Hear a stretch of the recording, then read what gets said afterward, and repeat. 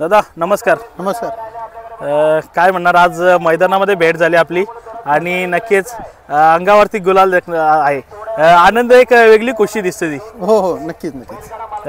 काय म्हणणार या खुशीचा, कारण का आज आपला जोंट्यानी गुलाल मिळवला. जसं आपण म्हटलेलं का जोंट्या उगवता सितारा 100% चांगल्या गाड्या करतोय. आज गुलालाचा मान दिला, काय आनंद असणार? नाही, खूप आनंद आहे. आणि पुढचं नियोजन म्हणून आपण त्याला आता बारामतीला पाठवतोय. पुढच्या संडेला एक आदानचं मैदान आहे, बघूया तिथे पण त्याला आपण बघूया. एक छोटंसं पाऊल का होईना, कारण का त्यांना देखील एक सराव म्हणून एक 3 फेऱ्यामध्ये पलवण्याचा प्रयत्न करतो. हो, आणि कसं आहे, त्याला तिकडे किंवा इकडे त्याला पण सवय होऊन जाईल. कारण आपण पावसामध्ये इथे नाही ठेवत, मग त्याचा व्यायाम वगैरे राहून जातो. म्हणून पावसाळ्यात आपण तिकडेच पाठवतो. त्याला फक्त तिकडची पण सवय राहावी आणि इकडची पण राहावी, म्हणून आपण ही गोष्ट करत असतो. दादा आज जसं म्हटलं ना, गुडलक आहे आजचं, कारण का आज आपल्या जोंट्यांनी देखील गुलाल मिळवला आणि मथुरचा देखील गुलाल झाला. काय म्हणणार, कसं काय आनंद असणार? नाही, खूप आनंद आहे. आणखीन एक गोष्ट राहिली माझ्या, म्हणजे ॲक्च्युली किसनाला पण आणलं होतं, पण आज इथे बैलच एवढी होती की त्याची शर्यत नाही होऊ शकली. एखाद शर्यत जमत पण आली होती, पण नंतर त्यांच्या दुसऱ्या ग्रुपनी दुसऱ्याबरोबर जोडलं होतं, तर मग ते राहून गेलं. असं किसनाचं नियोजन आज होतं का? हो, होतं. आणि नक्की म्हणजे आम्ही फर्स्ट प्रिफरन्सच त्याला दिला होता की आम्हाला कृष्णा आणि जोंट्याचं करायचं होतं, पण कृष्णा मोठा दिसल्या कारणाने बऱ्याच जणांनी त्यांना नकार दिला. नक्कीच एक किसनाची ओळख आहे ना, दादांनी निर्माण केली होती ना, ते त्याच्यामुळे किसनाला जोड होणं पॉसिबल होत नाहीये. नक्की दादा, पण आता कसं काय, किसनाची तब्येत पाणी कशी आहे? एकदम जबरदस्त. आणि मला लोक खूप सांगत होते तो खूप गरम आहे, हे आहे ते, पण असं काहीच नाही. खूप प्रेमळ आहे.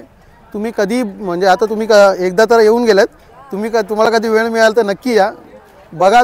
त्याच्या तुम्ही आहे ना, अंगाजवळ गेला ना, तो आणखीन तुमच्या जवळ येईल की मला चोला वगैरे गोष्टी. नक्कीच दादा, जसं आहे ना, आपण नंदीना प्रेम लावतो ना, त्या रीतीने ते देखील समजून घेतात का आपले कोण आणि परके कोण, तसे त्या रीतीने आपल्याला तो जीव लावतो. काय म्हणणार, कसं पोटचं नियोजन काय असणार किसनाचं? तेच आता कृष्णाला आणि जोंट्याला यांना दोघांनाही मी बारामतीला पाठवतोय.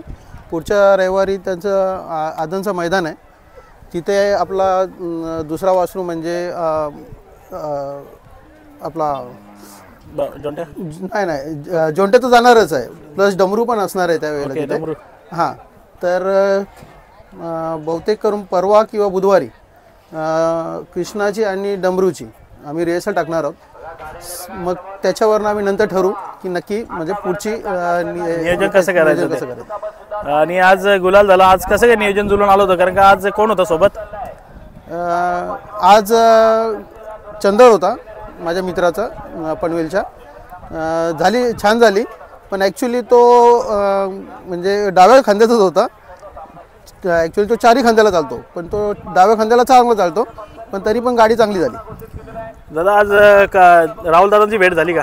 हो, झाली. काय म्हणणार, कारण का बरेच दिवसातून राहुल दादा ना मैदानामध्ये आले. तेही खूप खुश होते. त्यांची ऑलरेडी एक गाडी झाली आहे, आता दुसरी आता लवकरच होईल आणि 100% तीही जिंकेल.